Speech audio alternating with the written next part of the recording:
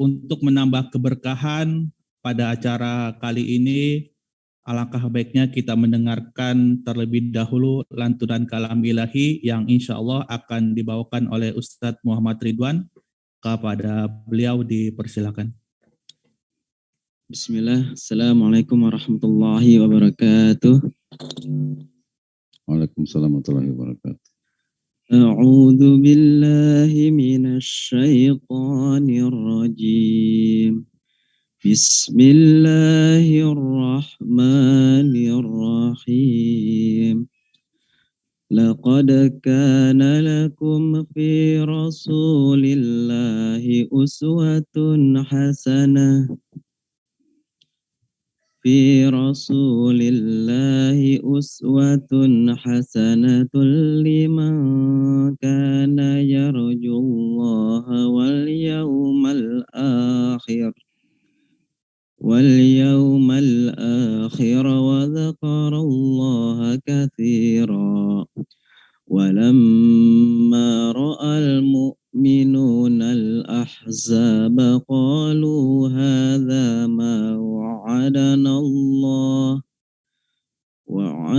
الله ورسوله وصدق الله ورسوله وما زادهم إلا إيمانا وتسليما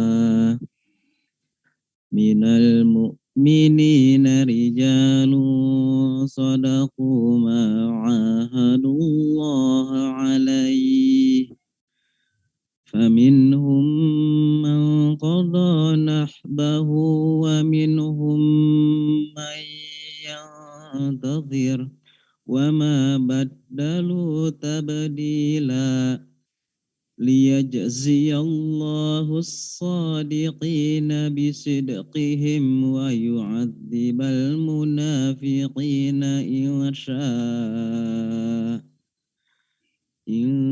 شاء أو يتوب عليهم إن الله كان غفورا رحيما ورد الله الذين كفروا بغيظهم لم ينالوا خيرا وكفى الله المؤمنين القتال وكان الله قويا عزيزا صدق الله العظيم والسلام عليكم ورحمة الله وبركاته. Waalaikumsalam warahmatullahi wabarakatuh. Sadaqallahul azim. Terima kasih pada Ustadz Muhammad Ridwan. Semoga Ustadz Muhammad Ridwan dan kita yang mendengarkan selalu mendapat keberkahan dari Allah Subhanahu wa taala. Amin amin ya rabbal alamin. Baiklah para hadirin sekalian, melanjut ke cara selanjutnya itulah penyampaian materi yang insya Allah pada kesempatan pertama kali ini yang akan dibawakan oleh Dr. Abdurrahman Wisnu, BPMI. Assalamualaikum Ustadz. Ustadz Wisnu, Assalamualaikum. Waalaikumsalam warahmatullahi wabarakatuh. Gimana kabarnya Ustadz? Sehat? Alhamdulillah sehat, luar biasa. Allahu Akbar. Allahu Akbar. Sebelumnya Ustadz, mohon izin saya akan membacakan CV terlebih dahulu, CV dari Antum, CV singkat. Silakan. Ya baik. Baiklah teman-teman semua, beliau nama lengkap, nama panggilannya Ustadz Misno apa gimana Ustadz panggilannya? Boleh, Abdurrahman aja. Ustadz Abdurrahman. Nama lengkapnya Ustadz Abdurrahman Wisnu Bambang Prawiro. Beliau lahir di Cilacap tanggal 10 Mei tahun 1979. Status alhamdulillah sudah menikah ya Ustadz. Alhamdulillah. Kemudian suku ini orang Jawa. Nah, di sini ada beberapa pendidikan formal. Pertama itu di tahun 2011 sampai 2014, beliau adalah program Doktor Hukum Islam UIN Gunung Jati Bandung. Kemudian di tahun 2006 sampai 2008 di Pasca Sarjana Magister Ekonomi Islam Universitas Ibnu Khaldun Bogor. Nah, kemudian juga ada pendidikan non formalnya. Itu pada tahun 2019 beliau mendapat sertifikasi Dewan Pengawas Syariah bidang koperasi syariah DSN MUI Indonesia. DSN ini Dewan Syariah Nasional ya Ustaz? Ya, betul. DSN, Dewan Syariah Nasional Majelis Ulama Indonesia. Kemudian di tahun 2017 sampai tahun 2018 itu ada konteks language integrated learning atau CLIL. Ya. CIL ya. CLIL ya Pak saat ya panggilan. Kemudian di tahun 2005 sampai 2006 itu Strata D1 Perbankan Syariah LP3S Bogor. Kemudian di tahun 2001 sampai 2002 itu kursus program Microsoft Office di LP3 Gemilang Bogor. Kemudian ada beberapa pengalaman kerja. Tahun 2019 hingga sekarang beliau adalah Direktur Pasca Sarjana Institut Agama Islam Syahid Bogor. Kemudian dari tahun 2019 hingga sekarang beliau juga dosen Pasca Sarjana Magister Ekonomi Syariah INAIS Bogor. Kemudian di tahun 2018 sampai 2019 beliau adalah dosen Universitas Ibnu Khaldun Bogor. Kemudian di tahun 2018 hingga sekarang beliau adalah Dewan Pengawas Syariah Green Kokolen Jakarta. Kemudian ada beberapa pengalaman organisasi nih dari Ustadz Abdurrahman. Itu pertama di tahun 2019 sampai sekarang itu ada Director of Center for Muamalah and Islamic Economic Studies. Kemudian di tahun 2016 hingga sekarang itu adalah Asosiasi Pengajar dan Peneliti Hukum Ekonomi Syariah. Juga ada beberapa karya ilmiah. Yang pertama ada metode penelitian ekonomi syariah, kemudian ada juga metode penelitian muamalah Salemba 4 Jakarta. Baiklah teman-teman semuanya, pada kesempatan kali ini insya Allah Ustadz Abdurrahman akan membawakan tema itu teladan wakaf Rasulullah SAW dan para sahabat. Disclaimer ya Ustadz, untuk waktunya 15 menit. Tafadhol Ustadz. Maaf suaranya Ustadz. Suaranya masih mute.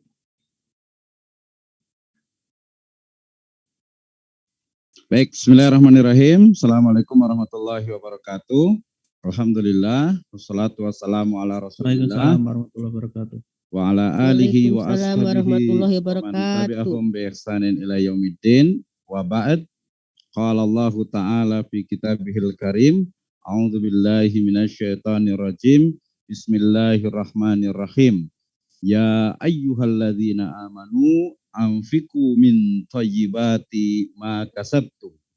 Wa qala Allahu azza wa jalla aidan lan tanalul birra hatta tunfiqu mimma tuhibbun wa ma tunfiqu min syai'in fa innallaha bihi alim. Wa qala aidan ya ayyuhalladzina amanu ruk'u wasjudu wa'budu rabbakum waf'alul khaira la'allakum tuflihun. Wa qala Rasulullah sallallahu alaihi wasallam idza matal insanu in qata'a amaluhu illa min salasatin min sadaqatin jariyatin wa ilmin yuntafa'u bih wa waladin salih yad'u lah. Wa aidan qala Rasulullah sallallahu alaihi wasallam lil Umar bin Khattab in syi'ta habasta aslaha wa tasaddaqta biha. Wa aidan an Abi Hurairah radhiyallahu anhu qala ba'asa Rasulullah sallallahu alaihi wasallam Umar ala sadaqatin wal hadisu wa fihi qala wa amal Khalid faqad ikhtabasa idra'ahu aw adra'ahu wa tadahu fi sabilillah muttafaqun alaih. Amma ba'd fa in asdaqal hadits kitabullah wa khairal huda Nabi sallallahu alaihi wasallam. Syukur kepada Allah Subhanahu wa taala menjadi sebuah keniscayaan. Ia adalah salah satu dari alamah min alamatil iman. Alhamdulillah wa syukrulillah. Syukur kepada Allah Subhanahu wa taala pada pagi hari ini ya kita diberikan kesempatan untuk talabul ilm, untuk memahami din agama kita yaitu agama Islam. Kemudian salawat dan salam, mari sama-sama kita panjatkan kepada junjungan alam, Habibana wa Nabiyana wa Sayyidana Muhammadin sallallahu alaihi wasallam wa ala alihi wa ashabihi wa man tabi'ahum bi ihsanin ila yaumiddin wa ba'd. Allahumma salli ala Muhammad wa ala ali Muhammad kama sallaita ala Ibrahim wa ala ali Ibrahim innaka Hamidum Majid. Yang saya hormati seluruh panitia dari Baitul Wakaf Hidayatullah, terima kasih. Kemudian juga pembicara kedua, ya mohon maaf saya mengawali yang sangat luar biasa sekali. Jazakumullah khairan, kita bisa sharing. Hari ini saya diberikan waktu dan sangat terbatas, hanya 15 menit, sehingga saya akan memulai dari satu background yang ini menjadi hal yang sangat menarik, bahwasanya sebuah realita yang perlu kita ya sadari dan juga kita pahami bahwa ternyata dari wakaf produktif itu hingga saat ini belum sesuai dengan harapan.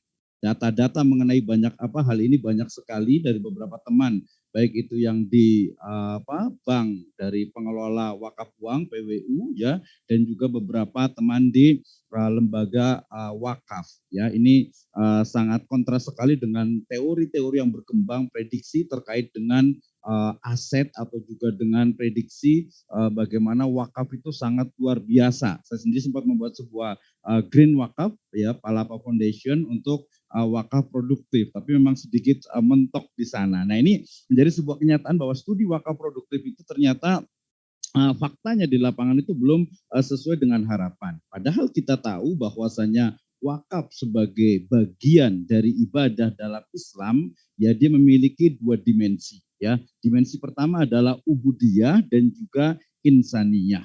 Ya, ada di sana peribadahan kepada Allah Subhanahu Wa Taala, dan yang kedua juga sifatnya manfaat dari wakaf itu tadi adalah insaniyah untuk kemanusiaan. Nah, hal yang paling penting tentu saja ya pada acara hari ini menjadi kontribusi positif khususnya bagi Baitul Wakaf untuk literasi atau peningkatan literasi wakaf.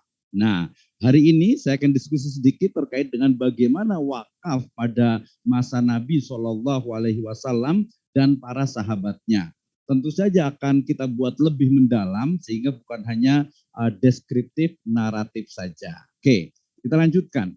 Ya, merujuk pada beberapa buku, khususnya dari bukunya Dr. Ragib Asirjani terkait dengan tema sumbangan peradaban Islam pada dunia, ternyata bahwa harta wakaf pertama dalam Islam adalah tanah dari Muhayyarik An-Nadhiri. Ini nanti menjadi diskusi yang sangat luar biasa. Sementara Ibnu Sa'ad dalam kitab Tobaqatnya beliau mengatakan bahwa barang wakaf pada masa Rasulullah Sallallahu Alaihi Wasallam adalah 7 tanah perkebunan di Madinah. Nah, ini menjadi satu hal yang sangat menarik. Kemudian juga mengutip dari juga Ibnu Ka'ab mengatakan bahwa umat Islam menggiatkan wakaf sesudahnya dan kemudian dilanjutkan oleh anak cucu mereka. Nah, ini kita akan cerita ya, kita akan berbicara tentang satu bukan cerita-cerita biasa tapi kisah. Ini juga bukan history tapi history ya, sebuah sejarah gilang gemilang bagaimana peradaban wakaf yang sangat luar biasa ya pada masa Nabi dan para sahabatnya. Ya, hampir semua bahkan 7 dari 10 orang sahabat yang dijamin masuk surga itu ternyata mereka semuanya itu berwakaf. Bahkan nanti perkataan dari Jabir bin Abdullah dan juga Imam Syafi'i yang menyebutkan bahwasanya seluruh sahabat Nabi semuanya itu berwakaf. Nah, wakaf yang seperti apa?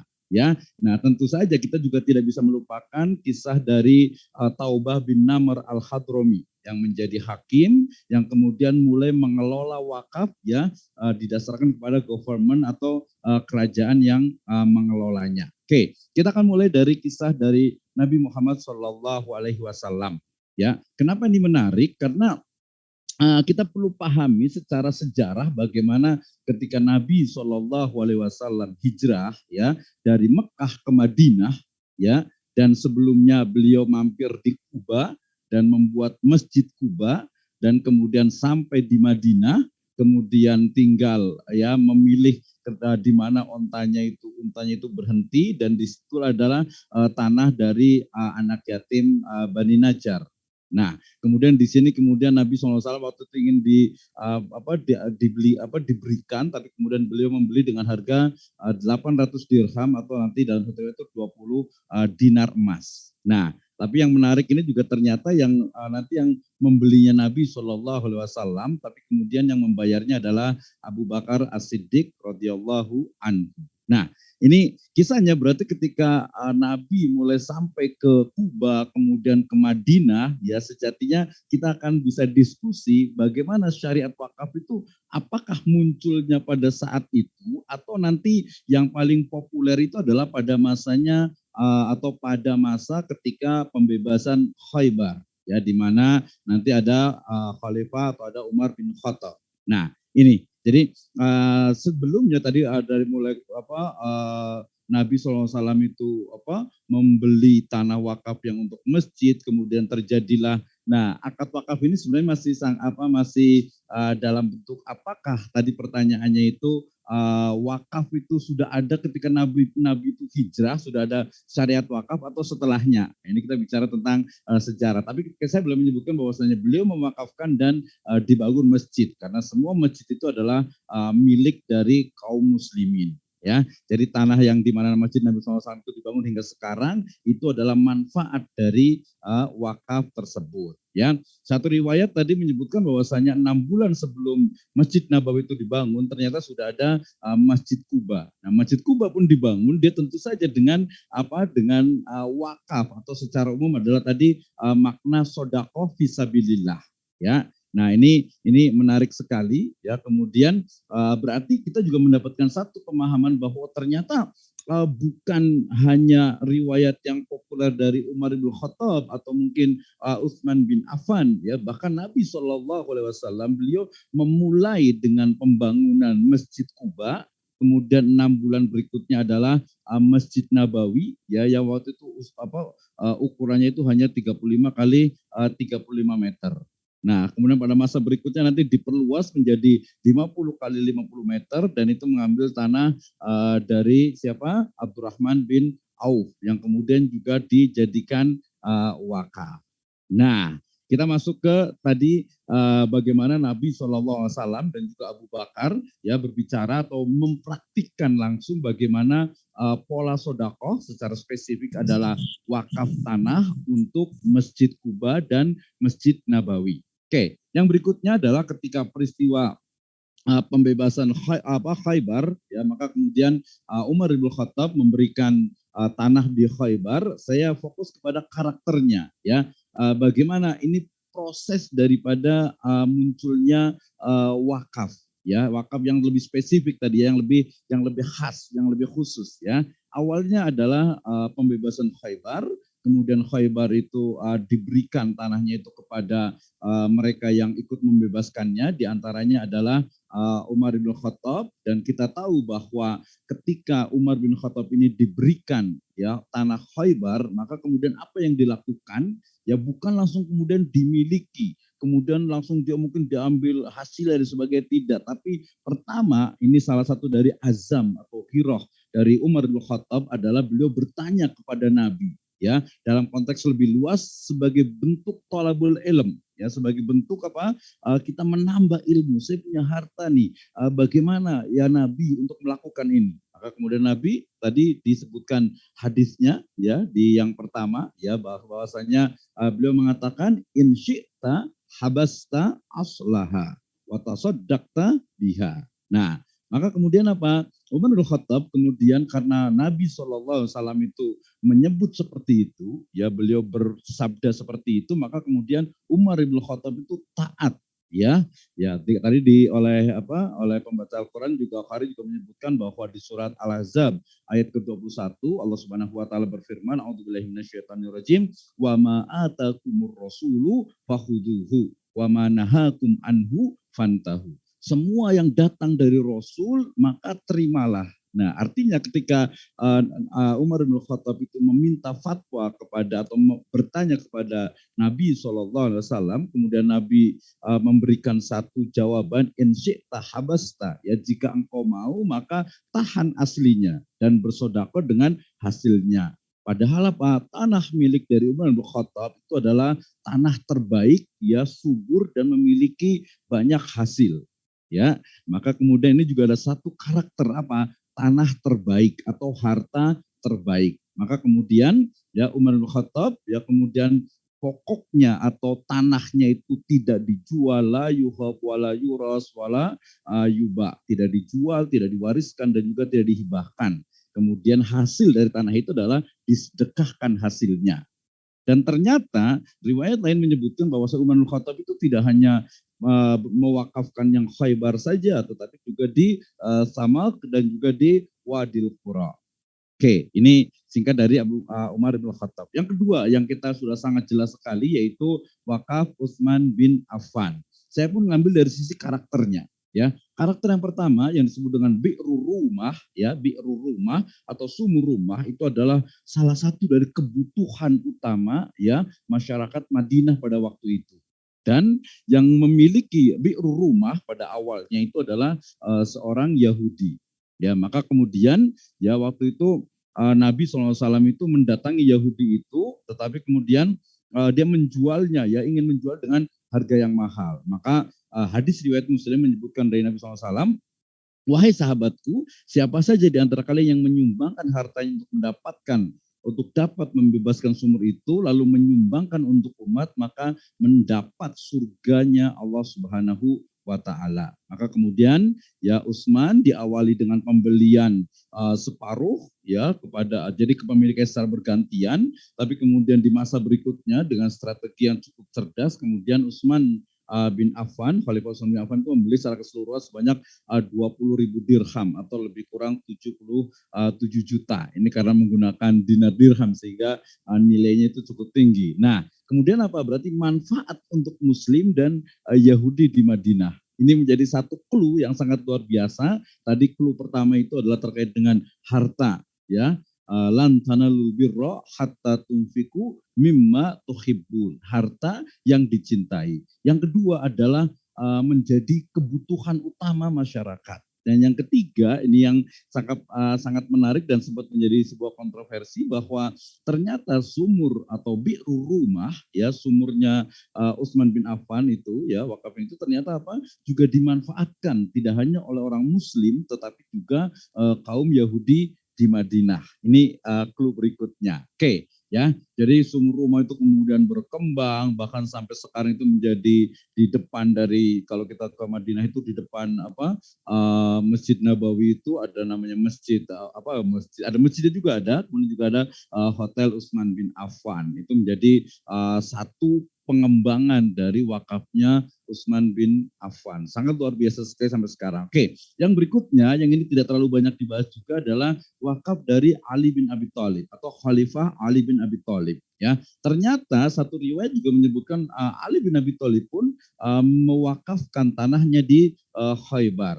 Kemudian juga tanah di Yanbu dulu menjadi pusat bagi jamaah haji yang melalui laut. Kemudian juga ada sumber air dari Abu Naizar dan juga lembah Wadil Qura tadi sama dengan juga Umar bin Khattab dan juga tanah di Al-Azaniyah. Ini sebagai bukti bahwasanya bukan hanya Umar bin Khattab atau Utsman bin Affan, tapi juga tadi Abu Bakar, kemudian juga sekarang Ali bin Abi Thalib pun melakukan wakafnya. Nah, karakter dari wakaf yang dilakukan oleh Ali bin Abi Thalib kita lihat dari mulai tanah Khaybar yang tentu saja menghasilkan kurma, ya, kemudian juga tanah subur di Yanbu dekat pantai Laut Merah, ya, kemudian juga ada sumber air juga, ya, dan juga Wadil Qura. Nah, ini karakter-karakter yang kita bisa ambil nanti hikmah atau pelajaran dari wakafnya Nabi dan para sahabatnya. Dan tentu saja ya tadi di surat Ali Imran ayat ke-92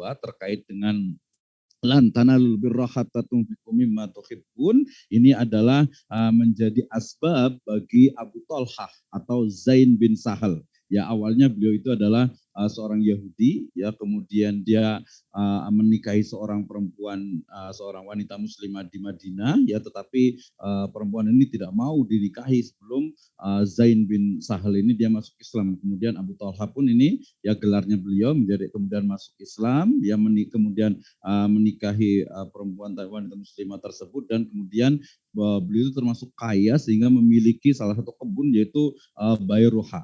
Ya, satu riwayat menyebutkan juga bisa dibaca juga dengan kata biraha, ya, Bayruha. Dan kebun ini adalah kebun yang sangat dicintai oleh Abu Talhah ini. Tapi kemudian diwakafkan dan tadi manfaatnya itu adalah untuk penduduk Madinah. Oke. Nah, berarti dari sini wakaf para sahabat ini sangat luar biasa sekali, ya. Abu Bakar As-Siddiq juga mewakafkan tanah untuk keturunannya mengunjungi Mekah. Nah, ini kita bisa melihat bahwasanya di sini ada disebut dengan sistem, ya, wakfu dzurri atau wakfu ahli, ya, wakaf ahli atau wakaf dzurri, wakaf keluarga. Saya sempat dulu membuat sebuah program namanya wakaf rasa investasi. Ya, artinya apa?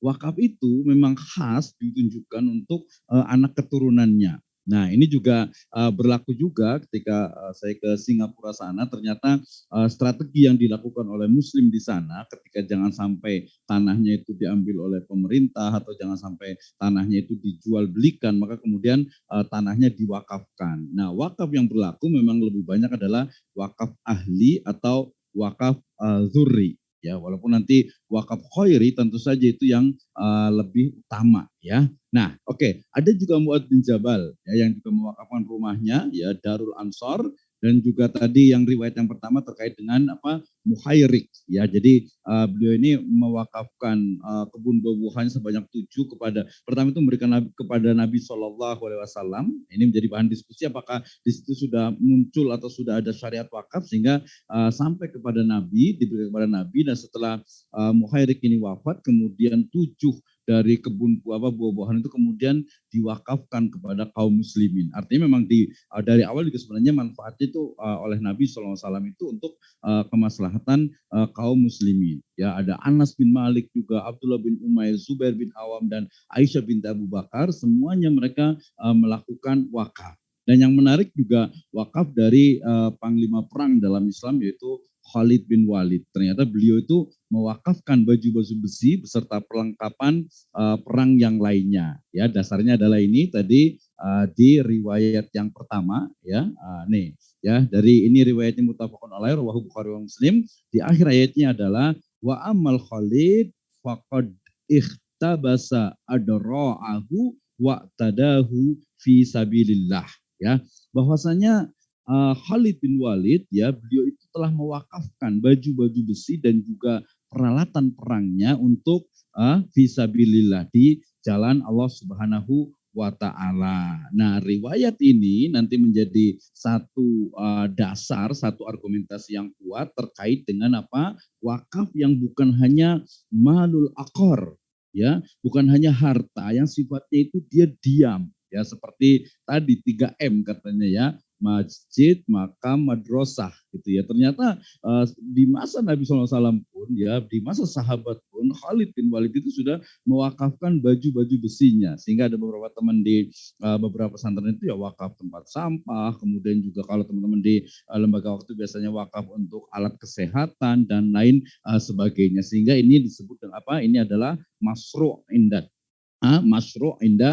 syar'i. Nah, ini sebagai bentuk dari bukti bahwasanya Nabi dan para sahabat adalah sang pelopor wakaf. Jadi tadi bukan hanya bukan hanya berbicara saja, bukan hanya memotivasi saja, bukan hanya menganjurkan saja, ya, sehingga jelas sekali tadi Imam Syafi'i rahimahullah bahkan beliau berani untuk mengklaim bahwasanya lam tahbasu ahlul jahiliyah wa innama habsu ahlul Islam, ya, bahwasanya masyarakat jahiliyah yaitu tidak pernah melakukan wakaf, yang melakukan wakaf hanya kaum muslimin. Nanti boleh lihat di kitab Manarus Sabil. Manarus Sabil ya. Bahwasanya ini jelas sekali ya, perkataan yang mengatakan bahwasanya kalau kita mungkin belajar di masa lalu lagi ada Nabi Ibrahim alaihissalam dan Nabi Ismail yang mewakafkan tanah untuk untuk Masjidil Haram, yaitu mungkin definisinya ya, konteks kontennya itu sama, memberikan harta di jalan Allah Subhanahu wa taala dan hartanya itu tetap. Tapi merujuk pada perkataan Imam Syafi'i ini jelas sekali bahwasanya wakaf itu adalah original ya, asli daripada syariat Islam. Nah, kemudian juga tadi saya sebutkan dari perkataan dari Jabir bin Abdullah radhiyallahu anhu, beliau mengatakan bahwa lam yakun ahadun min ashabin Nabi sallallahu alaihi wasallam zu maqdiratun illa waqaf. Oh ya, bahwa tidak ada seorang sahabat Nabi SAW yang memiliki kemampuan kecuali mereka akan berwakaf. Nah, artinya bahwa sebagai sebuah Islamic filantropi, wakaf itu menjadi hal yang memang sudah sejak awal pada masa Nabi dan para sahabatnya. Nah, ini yang terakhir karena 15 menit. Ya, 26 menit lewat. Oke, yang terakhir ini deh. Jadi wakaf atau hikmah wakaf dari Nabi dan para sahabatnya. Pertama kita boleh melihat bahwa wakaf dari harta yang paling dicintai. Ya, tadi dari mulai kisahnya Abu Tolha dengan Bayruhanya, kemudian juga tanahnya Umar bin Khattab Khaybar gitu ya, dan para sahabat yang lain. Ini karakter yang pertama. Ya, di Ali Imran 92. Lan tanalul birra hatta tunfiqu mimma tuhibbun. Ya, kemudian yang kedua juga selain harta itu dicintai, tapi harta itu juga dia produktif dan memberikan banyak manfaat serta maslahat bagi umat. Ya, nah tentu saja contoh utama adalah Nabi Shallallahu Alaihi Wasallam yang beliau itu berwakaf dan juga para sahabatnya, merujuk kepada Al-Ahzab ayat 21 dan juga At-Taubah ayat 100 sebagai generasi terbaik umat ini. Nah, berarti tradisi umat Islam itu adalah tradisi yang baik dalam berwakaf dan berlangsung hingga saat ini, dan wakaf pun boleh itu dalam bentuk wakaf zuri atau wakaf ahli. Nah, hal yang paling penting kontekstualisasi sekarang ini adalah bahwa ketika berbicara tentang wakaf ya, dalam konteks tadi harta yang sifatnya akor ataupun mangkul, harta yang sifatnya itu diam ataupun harta yang sifatnya itu bergerak, itu sudah tidak jadi bermasalah lagi ya. Kemudian juga wakaf yang sifatnya itu adalah produktif ya, yang sifatnya itu cash wakaf. Nah, ini menjadi pembelajaran, menjadi satu kajian untuk kita ya, kenapa nih kok kurang berhasil ya. Banyak riset menunjukkan bahwasanya dari sisi SDM-nya, dari sisi tingkat literasi wakafnya dan lain sebagainya, yang pasti bahwa wakaf ini memang satu syariah yang sangat luar biasa yang akan memberikan kontribusi yang sangat besar bagi umat Islam, bahkan ke depan itu akan berkontribusi untuk bangsa dan negara, tentu saja dengan pengelolaan yang amanah dan juga profesional. Nah, terakhir dari saya terkait dengan wakaf dari konteks sekarang ini, memang kalau saya lihat di beberapa lembaga wakaf itu memang masih beberapa itu terkait dengan ada bukan wakaf, kan ada wakaf uang, ada wakaf melalui uang. Nah, yang paling banyak itu wakaf melalui uang, di mana dia dibangun untuk rumah sakit, kemudian dibangun untuk rumah Al-Qur'an ya, rumah Quran dan sebagainya. Itu sebenarnya sangat bagus sekali ya, sangat bagus sekali, sehingga itu memang ya untuk pesantren dan sebagainya. Tapi ke depan kalau saya pikirkan, kalau bicara tentang wakaf produktif itu berarti adalah wakaf yang memang untuk usaha ya, walaupun sekarang sudah ada wakaf link suku, kemudian juga ada wakaf saham juga, wakaf haki juga. Nah, ini ke depan itu memang merujuk kepada tadi peristiwa atau wakaf yang dilakukan oleh para nabi, oleh nabi dan para sahabat, itu menunjukkan wakaf itu memang ya dari awal namanya wakaf itu produktif ya. Jadi kalau definisi wakaf produktif itu sebenarnya ya ada yang bilang nggak perlu. Kenapa? Karena namanya wakaf itu produktif ya, baik produktif itu bisa menghasilkan santri, menghasilkan mungkin bisa beribadah dengan tenang, ataupun menghasilkan ya hasil dari wakaf sehingga wakif itu bisa atau mampu bersedekah selamanya. Inilah akhir dari sabda Nabi Shallallahu Alaihi Wasallam, idza matal insan in qata amalu illa min salah shadaqatul jariyah. Tepat sekali bahwa shadaqatul jariyah, perkataan dari Imam Ibnu Hajar Al-Asqalani dalam Bulughul Maram, adalah wakaf. Demikian kita bisa diskusi lebih banyak terkait dengan wakaf pada masa Nabi dan para sahabatnya serta kontekstualisasi dari atau di era sekarang ini. Wallahu a'lam bishawab. Assalamualaikum warahmatullahi wabarakatuh. Waalaikumsalam warahmatullahi wabarakatuh. Warahmatullahi wabarakatuh. Subhanallah ya, sungguh luar biasa pemaparan dari Ustadz Abdurrahman Misno yang menjelaskan tentang teladan wakaf Rasulullah SAW dan para sahabatnya. Saya akan memberi sedikit catatan seperti Nabi Muhammad waktu itu beliau membeli tanah anak yatim Bani Nazar seharga 800 dirham, kemudian beliau mewakafkannya untuk dibangun masjid sehingga manfaatnya sekarang adalah Masjid Nabawi. Kemudian juga dari sahabat Nabi yaitu dari Umar bin Khattab beliau mewakafkan tanah Khaybar, kemudian dari Utsman juga mewakafkan sumur rumah ya Ustaz, sumur rumah yang bisa dimanfaatkan oleh kaum muslimin, bahkan bukan hanya kaum muslimin saja, kaum non muslim atau itu bisa mendapat manfaatnya. Kemudian juga ada wakaf dari Ali bin Abi Thalib, beliau juga mewakafkan tanah Khaybar, kemudian juga ada tanah subur di Yanbu. Baiklah, terima kasih Ustadz Abdurrahman Misno atas pemaparannya. Syukran, terima kasih Ustadz. Sama-sama, lanjut. Ya, baiklah untuk pemateri selanjutnya, insya Allah yang akan disampaikan oleh Ustadz Haji Imam Nur Aziz MA. Sebelumnya saya akan membacakan CV singkatnya dulu. Beliau adalah founder Wakafpreneur Institute. Kemudian alamat beliau ada di Jakarta. Ini ada beberapa background studinya. Pertama beliau di Melbourne State High School, kemudian ada di KLD Australia Communication Studies, kemudian juga di Undip. Kemudian juga ada experience-nya di tahun 2001 sampai sekarang beliau di Wakaf Development Business Advisor at PT Report Asia Indonesia Tbk. Kemudian di tahun 2009 sampai 2021, kemudian beliau adalah co-founder at Alwin International Capital. Kemudian juga di tahun 2007 Oktober di tahun 2017 hingga Januari 2001 beliau adalah komisaris di Badan Wakaf Indonesia. Bagaimana kabarnya Ustaz Imam? Sehat? Alhamdulillah. Alhamdulillah. Sehat, alhamdulillah. Ya, baiklah teman-teman sekalian, Pak Imam akan memaparkan materinya itu berjudul Wakaf Era Kontemporer. Untuk Ustaz Imam Nur Aziz dipersilakan. Bismillahirrahmanirrahim.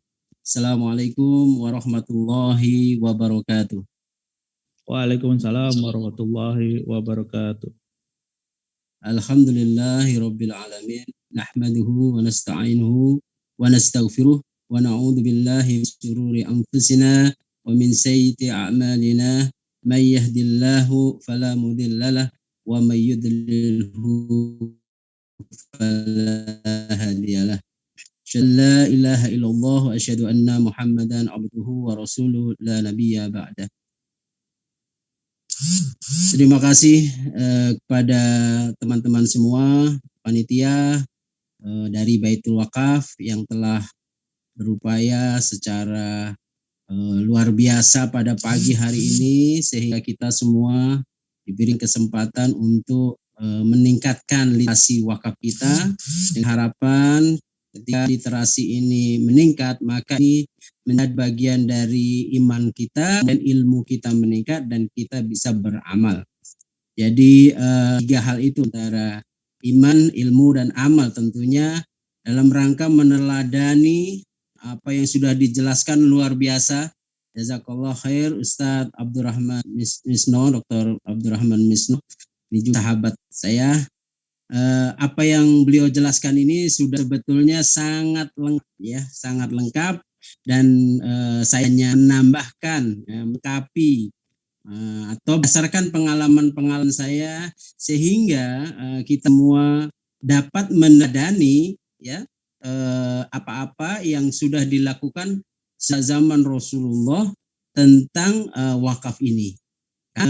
Tujuan dari tema kali ini dengan rumah wakaf ini, Baitul Wakaf ini adalah kita bisa bagaimana aksi, ya kan begitu ya, aksi. Maka tadi sudah dijelaskan ya, bagaimana para sahabat ini sebetulnya ya semuanya berwakaf. Ya, semuanya berwakaf, Masya Allah. Kami di Wakafpreneur ini mengembangkan paling tidak 5 cara atau 5 langkah bagaimana agar wakaf ini bisa ya menjadi bagian dari yang tadi disebutkan oleh Dr. Abdurrahman Misno, sebetulnya menjadi bagian dari teladan kita sebagai umat Rasulullah Shallallahu Alaihi Wasallam, yang pada hari ini kita juga sama-sama peringati hari ya kelahiran beliau ya, maulidnya Shallallahu Alaihi Wasallam. Nah, paling tidak apa sih langkah itu gitu ya? Nah, ini kebetulan ada presentasi sedikit untuk membantu kita memahami ya, meningkatkan literasi dan beberapa inovasi-inovasi atau strategi untuk atau agar supaya wakaf ini benar-benar bisa direalisasikan ya, bisa menjadi aksi, bisa menjadi teladan. Jadi sebetulnya kalau kita berbicara wakaf itu sebetulnya mohon maaf agak setback gitu, karena memang sudah 1400 tahun dipraktekkan gitu oleh Rasulullah dan para sahabat yang tadi sudah secara panjang, lebar, dan dalam dijelaskan oleh Dr. Abdurrahman Misno. Apa saja langkah itu? Baik, bisa dibantu. Apa saja strategi atau inovasinya? Jadi yang pertama adalah saya ingin mengingatkan kembali hadis tadi yang disebut idza mata ibnu Adam in qata'yas, jika mati manusia maka semuanya terputus ya. Illa min salas. Tolong dilanjut next. Yang pertama adalah shadaqatun jariyah yang tadi juga sudah disebutkan oleh Dr. Abdurrahman. Itu sebetulnya ketika kita bicara shadaqatun jariyah itu para ahli, para ulama ini menafsirkan salah satunya adalah al-istismar. Al-istismar atau dia yang berkaitan dengan investasi. Ya, istismar kaitannya dengan financing, kaitannya dengan ekonomi. Ya, ketika kita berbicara investasi, maka tentunya berbicara return on investment. Kita berbicara tentang bagaimana ini membawa manfaat. Ya, manfaat itu tentunya luas maknanya. Tidak hanya manfaat dunia, tetapi kalau di dalam Islam di manfaat sampai di akhirat. Nah, inilah yang pertama adalah jadi dia istismari adalah bagian dari financing atau bagian dari investment. Nah, ketika bicara investment maka kita bicara ekonomi. Jadi dalam kacamata kontemporer, ketika berbicara wakaf maka sebetulnya kita berbicara soal ekonomi gitu, soal infrastruktur ya. Infrastruktur karena banyak sekali ekonomi yang berkaitan dengan infrastruktur ketika bicara ekonomi. Kemudian kedua kan disebutkan yang kedua adalah ilmu yuntafa'un bih. Jadi adalah education atau knowledge, ilmu yang bermanfaat ya. Nah, maka tujuan dari wakaf ini tentunya adalah bagaimana bisa menjadikan ya ilmu yang bermanfaat ini dan terus menjadi pahala ya, menjadi pahala sampai kita meskipun sudah meninggal dunia. Nah, kalau bicara ilmu maka ini bicara softwarenya ya, bicara kalau tadi hardware atau infrastruktur maka ini adalah bicara softwarenya, bicara knowledge-nya. Nah, gabungan dari ekonomi ya dan juga education, maka ini akan menghasilkan waladun soleh yad'u, yakni anak-anak soleh yang mendoakan orang tuanya. Tetapi sebetulnya tidak hanya anak biologis yang dimaksud ya tentunya, tetapi kesolehan itu ya, kesolehan itu adalah bagian dari cerminan keimanan sebetulnya ya, kesolehan itu. Nah, ini kaitannya juga dengan bagaimana tentang SDG. Kita bicara 3 hal ini sebetulnya, Sustainable Development Goal sebetulnya. Ini 3 hal, 3 masalah pokok setiap bangsa yang harus diselesaikan. Ya. Jadi kita bicara wakaf ini betul bukan hanya bicara 3M yang tadi disebutkan oleh Dr. Abdurrahman Misno ya, tentang makam, madrasah atau tadi masjid, tetapi hal yang sangat luas gitu. Baik, berikutnya bagaimana ya kira-kira agar tujuan ini bisa tercapai. Yang pertama adalah saya mendefinisikan 5C ini adalah bagaimana kita menaikkan literasi, menaikkan ilmu kita dengan campaign, dengan kampanye ya, dengan kampanye campaign. Kan perintah di dalam Islam adalah pertama ikra ya. Kita ini sangat prihatin rekan-rekan sekalian, Bapak Ibu sekalian, saudara-saudaraku, karena di Indonesia indeks literasi wakaf ini masih rendah ya, masih tergolong rendah. Orang masih banyak yang belum paham tentang apa itu wakaf, bagaimana berwakaf sampai begitu. Padahal para sahabat tadi yang kita ingin teladani sudah lifestyle. Nah, bagaimana bisa menjadi lifestyle? Ini yang pertama harus kita kampanyekan gitu, menjadi gaya hidup ya, sehingga mudah gitu. Apa saja? Next campaign ini tentunya adalah berkaitan dengan campaign atau kampanye dengan offline, dengan online seperti yang sekarang dilakukan oleh Baitul Wakaf. Ya, ini luar biasa ya dalam rangka meningkatkan literasi ini. Lanjut, jadi ada edukasi atau sosialisasi tentang wakaf ini dan ini harus tidak boleh berhenti ya. Next ya, dibantu. Nah, tentunya offline dan online ya. Jadi kalau di Badan Wakaf Indonesia ini dulu sering mengadakan wakaf goes to campus, seminar, conference itu. Kalau yang online ya tentunya dengan seperti ini. Yang kedua, kita harus menciptakan produk-produk wakaf atau create ya, yang kreatif gitu. Dalam hal apa? Dalam hal wakifnya, dari sisi nazirnya, dari sisi mauquf bihnya, barang yang diwakafkan, dan dari sisi mauquf alai atau penerima manfaatnya pun harus berdasarkan inovasi-inovasi yang sesuai. Tadi sudah mulai disebutkan oleh materi awal bahwa ada namanya wakaf uang ya, wakaf nukut. Ini sesuatu yang baru ya, wakaf link sukuk. Badan Wakaf Indonesia sudah memfasilitasi itu. Bahkan tidak hanya ada peraturannya ya, peraturan BWI, tapi juga ada undang-undang ya yang kita alhamdulillah di Badan Wakaf ini sudah ada nomor 41 tahun 2004. Jadi kita bersyukur sebetulnya karena secara konstitusi kita ini dijamin untuk melakukan wakaf ini. Baik dari sisi ya akan ada 5 ya, dari sisi wakifnya itu jelas ya. Kemudian dari sisi nazir yang mengelola atau manajer dari wakaf itu ini harus ada kompetensinya ya. Nanti di Badan Wakaf Indonesia mulai ada sertifikasi ya oleh nazir ini. Kemudian ada SKKNI, standar keterampilan nasional yang dasar. Kemudian dari BNSP itu akan memberikan akreditasi. Ya ini salah satu create atau kreasi, termasuk juga dalam hal digitalisasi. Jadi wakaf ini harus kreasi digitalisasi menurut saya.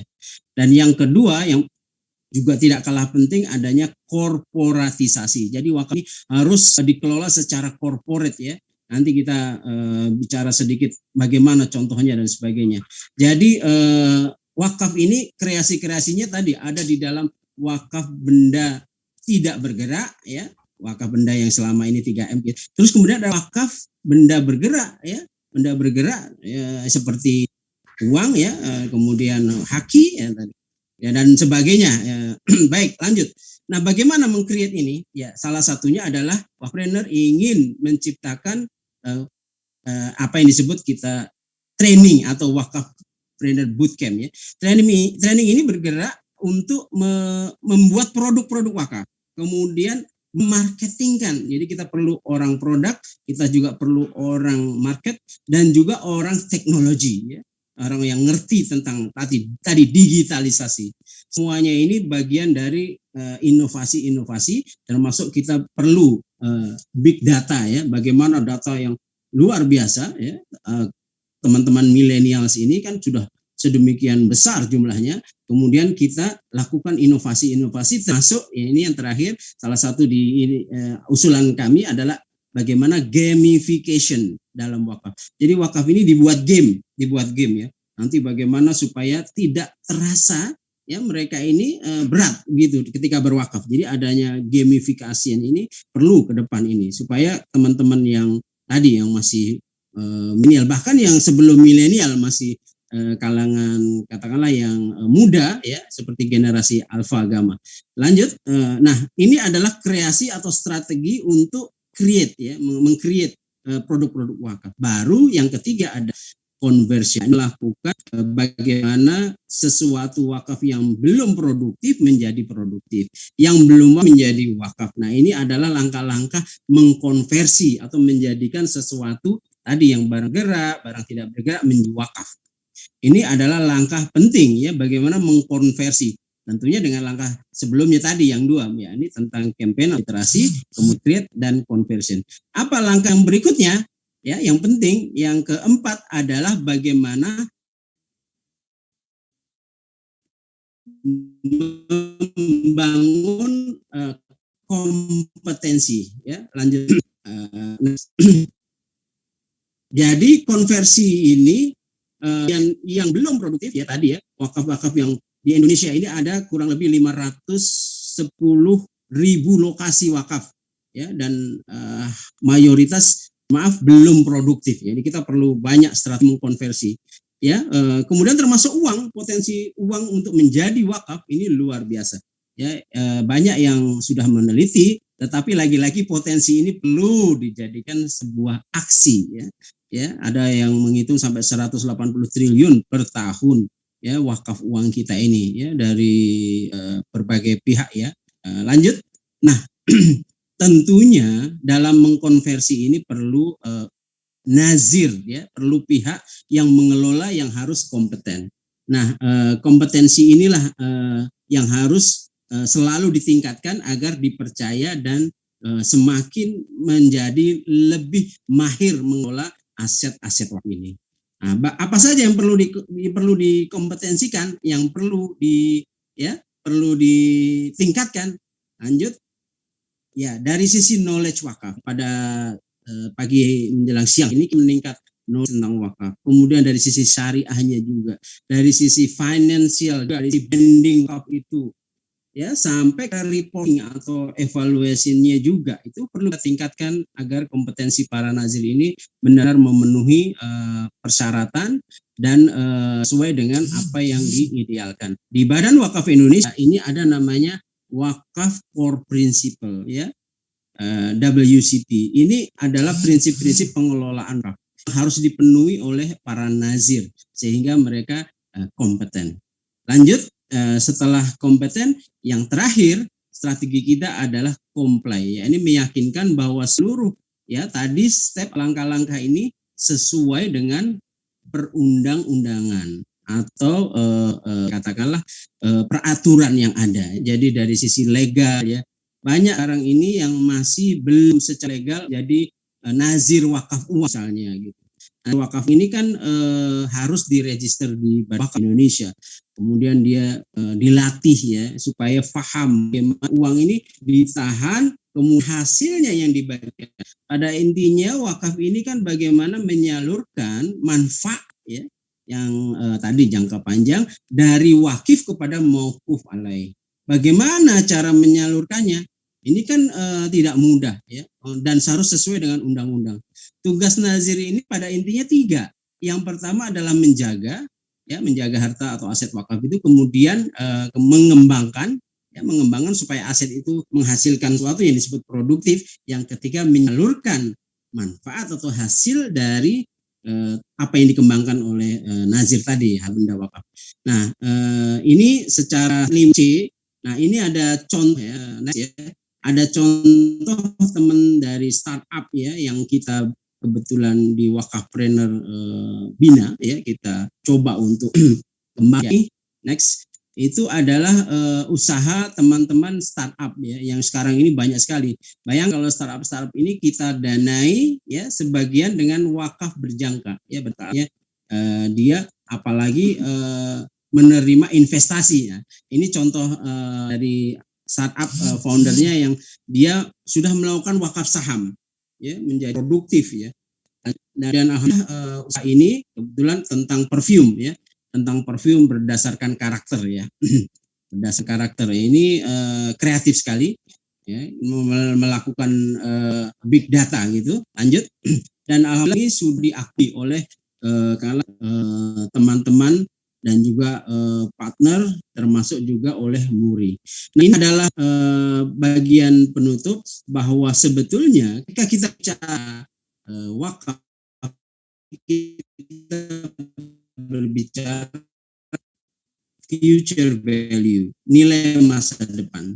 Nah, nilai masa depan ini adalah bagaimana wakaf ini melalui dua dan data gitu. Jadi ke depan apa itu tentunya sebelum itu menjadi sesuatu kebijakan, ini data diolah ya, dari informasi, dari knowledge sampai knowledge. Nah, kemudian baru kita bisa melakukan ini tadi langkah-langkah seperti bagaimana outcome dari inovasi itu di sisi nazir, di sisi alai, kemudian melakukan personalization dan melakukan langkah di connect, dan share. Nah, ini secara umum bagaimana secara kontemporer sekarang wakaf ini bisa menjadi sebagai bagian dari kalau boleh dikatakan sebetulnya social finance. Ya. Mudah-mudahan ini menjadi bahan untuk diskusi kita. Ya, kemudian bisa menjadi inspirasi untuk lebih memajukan perwakafan nasional. Nah, ini contoh penghargaan yang diterima dari Muri untuk wakaf tadi, teman yang mengembangkan wakaf produktif yakni parfum gue. Nah, memang pas betul wakaf ini ya harus produktif karena kan tadi wakaf pada intinya adalah menyalurkan ya manfaat ya dari wakif atau pewakaf kepada mauquf alaih atau penerima manfaat atau beneficiary, dan harus produktif. Nah, cara memproduktifkan inilah yang harus kita benar-benar mulai pelajari dengan 5C tadi. Bagaimana harus meningkatkan lead campaign, kemudian meng-create atau membuat produk-produk wakaf yang inovatif, kemudian melakukan conversion atau konversi yang tidak produktif menjadi produktif, kemudian meningkatkan kompetensi, dan terakhir comply, bisa sesuai dengan perundangan yang ada. Demikianlah, mudah-mudahan tidak banyak waktu, kita nanti diskusi. Demikian Mas moderator. Ya, terima kasih Pak Imam atas pemaparan yang sangat luar biasa tentang wakaf para kontemporer, di mana memang pada dasarnya indeks pengetahuan tentang wakaf di negara kita ini memang masih kurang sekali, sehingga memang kita dipaksa atau diwajibkan untuk menciptakan produk-produk wakaf yang inovatif ya, sehingga orang lain itu tertarik, karena memang seperti biasa kita dengar kalau wakaf itu cuma 3M, madrasah, masjid, 3M. Kemudian memang pada dasarnya tugas nazir itu memang ada 3. Pertama itu menjaga, mengembangkan, dan menyalurkan, sehingga apa yang diwakafkan bisa bermanfaat bagi orang lain. Baiklah, untuk selanjutnya, untuk pemateri selanjutnya itu dari Pak Rama Wijaya. Beliau adalah Direktur Baitul Wakaf yang akan menyampaikan materinya berjudul implementasi wakaf produktif. Pada Pak Rama, dipersilakan.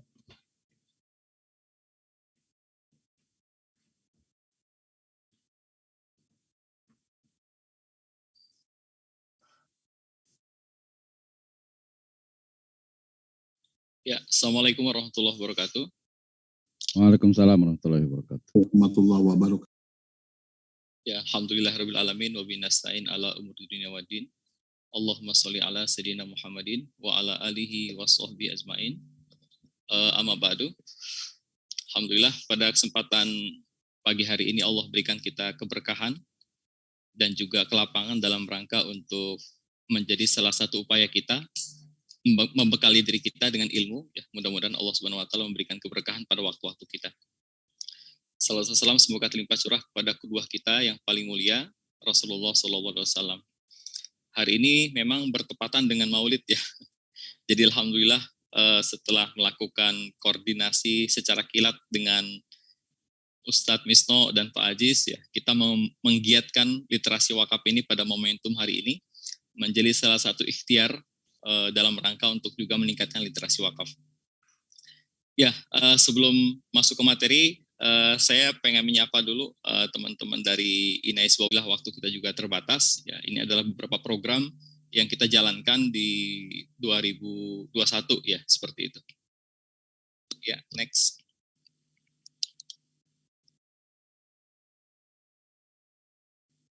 Ya, ini adalah profil dari Baitul Wakaf ya. Secara legalitas ya. Kita memang sebagai akte yayasan yang kemudian terregistrasi di Badan Wakaf Indonesia selaku entitas nazir wakaf dari Hidayatullah yang sudah juga tergabung dalam forum wakaf produktif ya. Kita sengaja memunculkan produktif supaya kemudian tidak kehilangan makna, tidak kehilangan substansi bahwa sesungguhnya wakaf itu adalah produktif. Next, nah ini tadi sudah disampaikan ya berulang-ulang oleh Pak Ustadz Misno dan juga Pak Imam Nur Aziz terkait dengan wakaf yang terbaik yang kemudian bisa kita keluarkan seperti itu, yang kemudian akan memberikan dampak bukan hanya secara sosial tapi juga hubungan kita dengan Allah Subhanahu wa taala. Ya, ini perbedaan antara wakaf dan infak termasuk zakat ya. Secara sekilas tadi kita sudah mendapatkan implementasi pemahaman yang saya kira sudah cukup utuh. Bagaimana kemudian kalau bicara wakaf itu bicara penerima manfaat yang bisa semua orang, bahkan keluarga. Ada beberapa wakaf yang kemudian tadi dijelaskan, ada wakaf ahli dan seterusnya. Kemudian wakaf itu produktif selamanya karena esensi dari wakaf itu ditahan dan dikembangkan. Ya, tidak boleh tidak boleh dijual, tidak boleh dihibahkan dan seterusnya. Ini yang kemudian tantangan bagi nazir wakaf, bagaimana wakaf itu kemudian tidak berkurang ya, tapi justru bertambah dan terus memberikan manfaat. Secara harta pokoknya wakaf itu kekal ya, abadi dan juga memang harus dijaga. Sehingga kalau kita membaca literasi sejarah, melihat berkunjung ke berbagai negara peradaban yang kemudian Islam jaya di sana, maka dipastikan kita akan menemukan aset-aset wakaf yang masih ada dan terjaga sampai sekarang. Seperti itu. Dan itulah yang kemudian menjadi salah satu prinsip bahwa wakaf itu kekal dan abadi. Yang keempat adalah hasil ya. Secara hasilnya wakaf itu kemudian baru disalurkan kepada, ketika sudah ada hasilnya, dia baru kemudian disalurkan kepada mauquf alaih. Atau kalau bentuknya produktif, tapi kalau bentuknya langsung, biasanya memang langsung dalam bentuk implementasi program-program yang ada di lapangan. Ya, next. Nah ini komponen dari wakaf itu sendiri ya, sebagai sebuah mereview ulang ya, bahwa ada benda wakaf ya, ada wakif, ada istilah nazir, ada istilah ikrar wakaf, ada istilah mauquf alaih, seperti itu. Nah ini yang kita masih sering sekali belum banyak ya yang menyampaikan terkait dengan wakaf ya. Apakah wakif artinya orang yang kemudian mewakafkan harta benda miliknya, nazir itu adalah istilah orang yang kemudian mengelola wakafnya, kemudian ikrar wakaf adalah pernyataan kehendak wakif yang diucapkan secara lisan atau tulisan pada nazir untuk mewakafkan harta benda miliknya, termasuk mauquf alaih adalah penerima manfaat wakaf. Nah ini yang kemudian istilah-istilah yang memang harus sering disampaikan ya, agar kemudian tidak asing, sehingga wakaf itu seperti yang disampaikan Pak Imam itu menemukan titik puncak literasinya sehingga orang betul-betul memahami keutamaannya, menyelami sisi pengelolaannya sehingga kemudian bisa berwakaf. Ya, next. Ya, itu poin-poin terkait wakaf ya yang saya kira perlu juga kolaborasi dari berbagai pihak. Apakah itu kemudian pergeseran paradigma yang kita angkat sekarang kalau di nazir, dari bagaimana kemudian sisi musabakoh menjadi muawanah ya. bicara wakaf itu bukan bicara persaingan, tapi bicara wakaf itu adalah bicara kemudian pada sisi pengelolaan yang kemudian berdampak secara maksimal untuk mauquf alaih. Ya, next. Nah, ini kembali mereview, tadi Pak Imam juga sudah menyampaikan bahwa seorang nazir ya ataupun nazir wakaf dalam definisi undang-undang itu melakukan 4 prinsip ini. Pertama, dia melakukan pengadministrasian, yang kedua menjaga dan mengelola serta mengembangkan, yang ketiga mengawasi dan melindungi harta benda wakaf, dan yang keempat adalah melaporkan. Jadi fungsi-fungsi dari nazir wakaf yang kemudian berbeda dengan pengelolaan di lembaga-lembaga sosial atau di lembaga-lembaga yang sifatnya hanya sebagai penghimpun dana.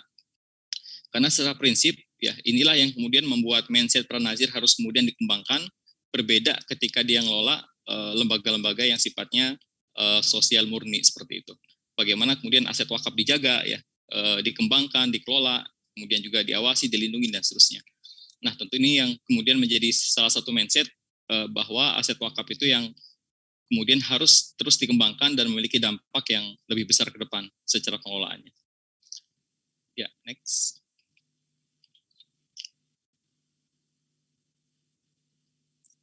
Ya, tantangan kita saat ini adalah bagaimana kemudian bicara wakaf tadi sudah disampaikan oleh Pak Imam adalah bicara terkait paradigma mindset 3M tadi. Madrasah, kemudian bicara wakaf adalah bicara masjid, bicara wakaf adalah bicara makam seperti itu. Nah, artinya masih sangat banyak sekali PR yang kita lakukan ke depan. Nah, Baitul Wakaf coba untuk melakukan pendekatan dalam rangka memberikan solusi terhadap wakaf yang kita kelola, ya, aset yang kita terima, kemudian juga dikembangkan menjadi aset-aset yang produktif, kemudian program-program yang juga memiliki dampak manfaat yang bisa disampaikan kepada mauquf alaih. Ya, next.